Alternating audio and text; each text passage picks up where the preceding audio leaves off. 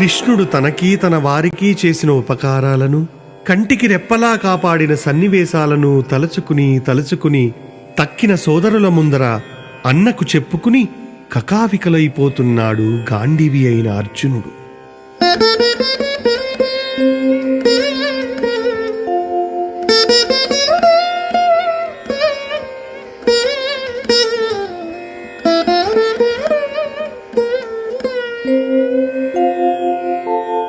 ఇభజిద్వీర్య మఖాభిషిక్తమగు నీ ఇల్లాలిధమ్మిల్లమున్ సభలో శాత్రవులీర్చినన్ ముడువక ఆచంద్రాస్య దుఃఖింపగా అభయం బిచ్చి ప్రతిజ్ఞ చేసి భవదీయారాతి కాంతాశిరోజ భరశ్రీలు హరింపడే విధవలై సౌభాగ్యముల్ వీడగన్.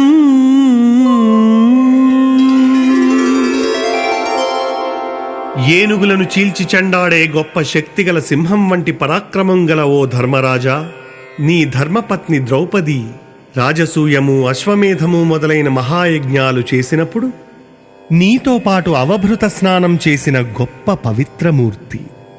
అట్టి ఆమె కొప్పును పట్టుకుని నీచులైన నీ పగవారు ఈడ్చుకొని వచ్చారు. దానితో పగబట్టిన నాగుపాము వలె చంద్రుని వంటి మోముగల ఆ ఇల్లాలు కొప్పును ముడవక దుఃఖంతో ఎంతో కాలం అలాగే ఉన్నది. అట్టి ఆ ఉత్తమ వనితకు అభయం ఇచ్చి ఆ పురుషోత్తముడు ఆ పరమనీచుల పరిమార్చి వారి ఇల్లాండ్రను విధవలనుగా చేస్తానని ప్రతిజ్ఞ చేశాడు. ప్రతినను అనుసరించి నీ పగవారి పడతుల తలవెంట్రుకల సౌభాగ్యం అంతరించిపోయే విధంగా వారిని విధవలను చేశాడు కదా.